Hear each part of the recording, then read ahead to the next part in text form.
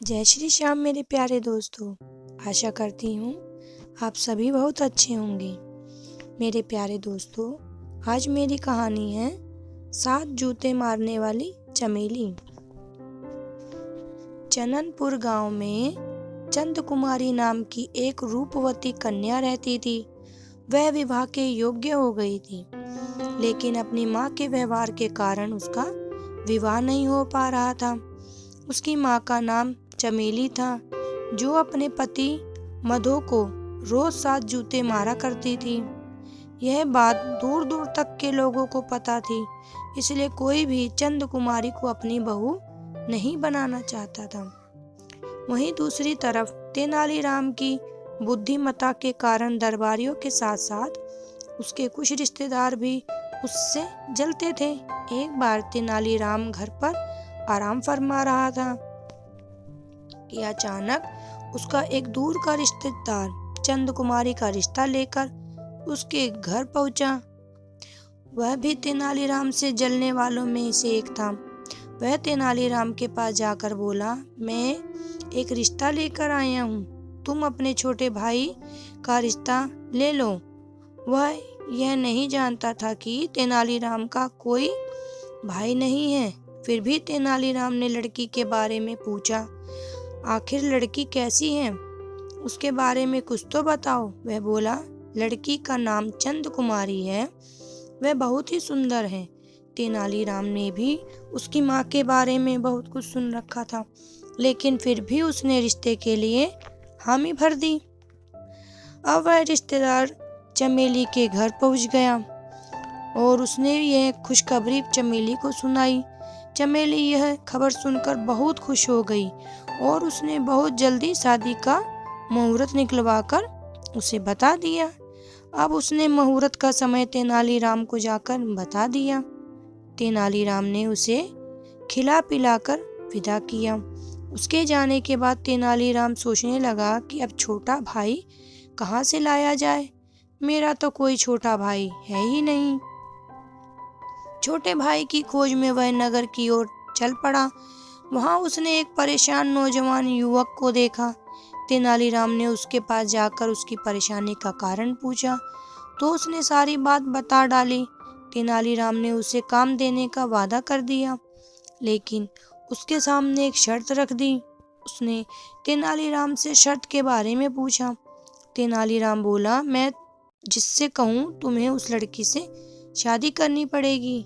वह युवक तैयार हो गया। मुहूर्त के अनुसार उसका विवाह हो गया।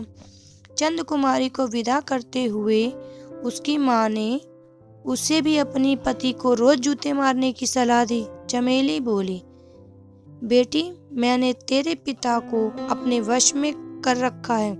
अगर तू भी अपने पति को अपने वश में रखना चाहती है तो तू भी अपने पति को 7 की जगह रोज 15 जूते मारना। चंद कुमारी ने अपनी माँ की बातों पर हामी भर दी। अब जैसे ही बेटी चल दी तो चमेली ने माधो को उसके साथ जाने के लिए कहा। बेचारा माधो अपनी बेटी के साथ उसके ससुराल चला गया।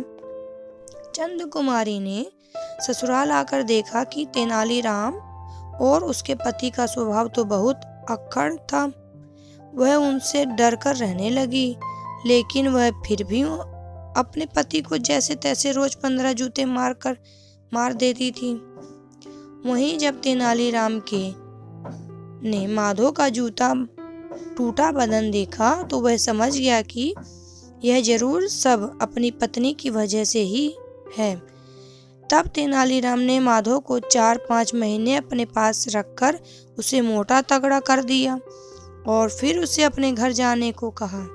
जब माधो चलने लगा तो तेनालीराम ने उसे एक मोटा सा लोहा चढ़ा डंडा देते हुए कहा, डरने से कुछ नहीं होगा, यह सब तुम्हारी ही कमी है।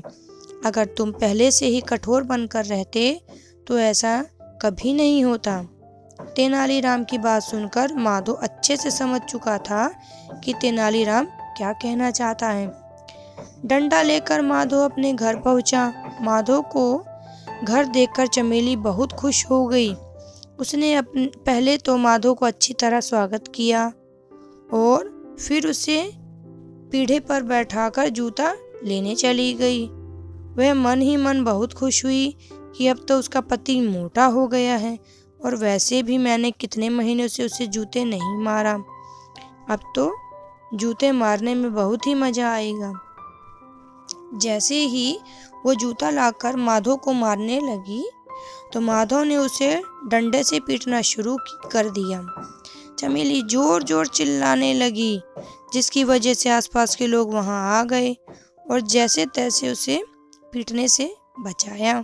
उसके बाद से उसने कभी भी माधव को नहीं मारा और अब वह जैसा कहती चमेली वैसा ही करती। अपने पति का यह रूप देखकर चमेली ने अपनी बेटी भी समझा दिया कि जिंदगी में वह ऐसी गलती कभी ना करे, हमेशा अपने पति की बात माना करे। धन्यवाद मेरे प्यारे दोस्तों।